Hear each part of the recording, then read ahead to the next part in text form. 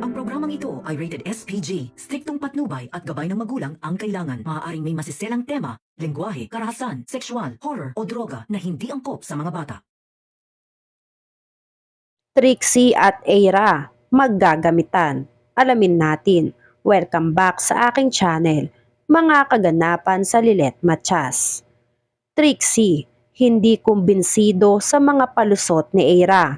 Kaya naman walang kamalay-malay si Aira na hindi pa tapos ang pag-iimbestiga ni Trixie tungkol sa mami ni Aira na si Attorney Meredith.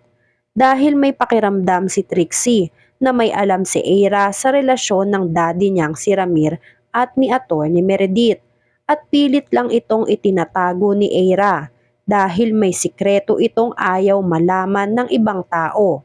Kilala ni Trixie si Aira, kaya naisip ni Trixie na huwag kang magsinungaling sa isa pang sinungaling. Kaya naman tuloy ang pakikipag-usap at pakikipagplastikan ni Trixie kay Aira, alang-alang sa impormasyon na gusto niyang makuha at malaman mula kay Aira. Dahil ramdam na ramdam ni Trixie na may kakaiba kay Aira at nagsisinungaling lang si Aira kay Trixie. Kaya para makakuha ng importanteng impormasyon ay kinakailangang makipagkaibigan ni Trixie kay Aira. Nang sa ganon ay malaman na ni Trixie ang buong katotohanan tungkol kay Meredith at sa daddy niyang si Ramir. Tinawagan ni Trixie si Aira. Inaya ni Trixie si Aira na lumabas at magkita muli sa isang lugar para mapagpatuloy pa din ni Trixie ang investigasyon niya kay Aira. At si Trixie na daw ang bahala na pumili ng lugar na pagkikitaan nilang dalawa ni Aira. Pumayag naman si Aira dahil sa isip ni Aira na kapag patuloy mapalapit si Aira kay Trixie ay the more na malilinis ni Aira ang baho ng mami niyang si Meredith at hindi malalaman ang kasalanang ginawa ni Meredith. Samantala, isa na naman kaso ang gustong ipahawak ni Attorney Spanky kay Aira tungkol sa kaso ng dalawang mag-asawa. Tumanggi si Aira dahil wala pa daw siyang experience sa ganon at hindi pa ito kasal. Pinaliwanag ni Spanky ang senaryo at inahilintulad sa pangaagaw kay Aira ng mga mahalagang tao sa kanya, hindi lang sa isang asawa. Pero tumanggi pa din si Aira, kaya sinabi na ni Spanky ang gusto niya talagang sabihin kay Aira na si Lilet ang magiging legal counsel ng kabilang panig. Nanlaki ang mata ni Aira, kaya gumatong ulit si Spanky. This is your chance, Aira, na makaganti kay Lilet. Ilampaso mo siya sa korte.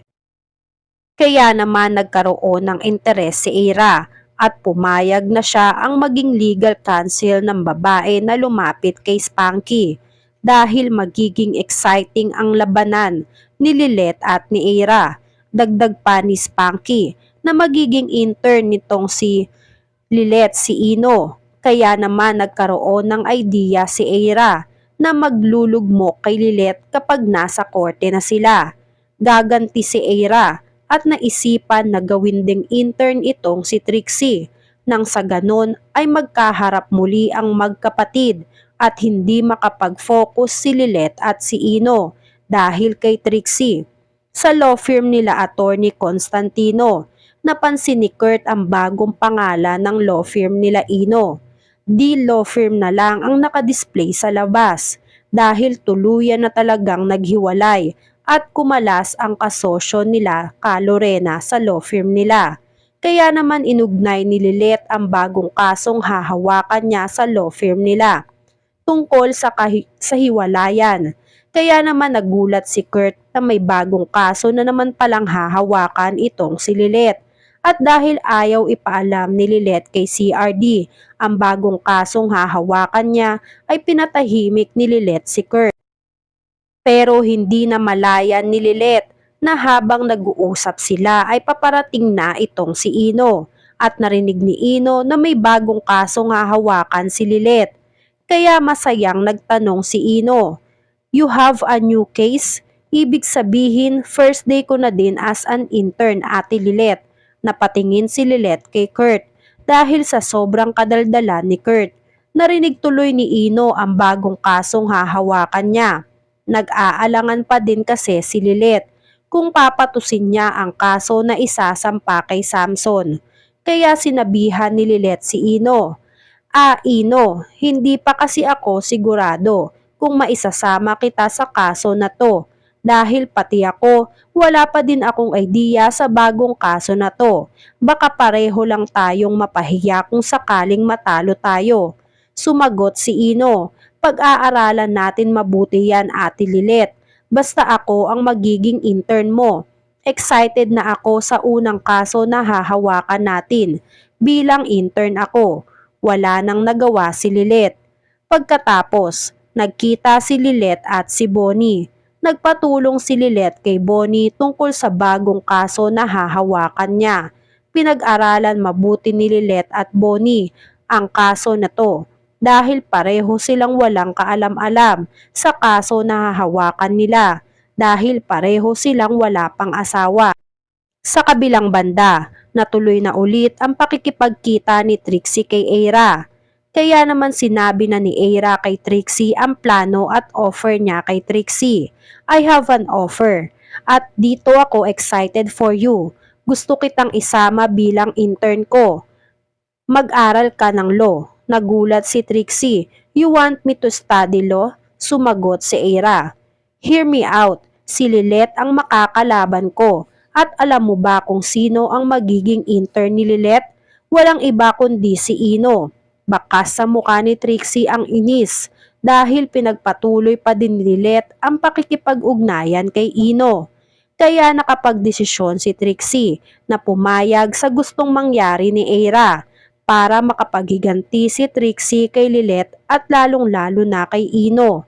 Natuwa si Eira dahil nagkaroon ng interes si Trixie at may makakasama si Eira para durugin sa korte si Lilet.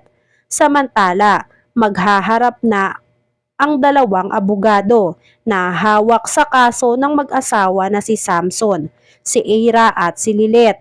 May pabonus pa nga dahil kasama ni Eira si Trixie. Kaya naman gulat na gulat si Lilet nang makita si Eira kasama si Trixie at ang asawa ni Samson.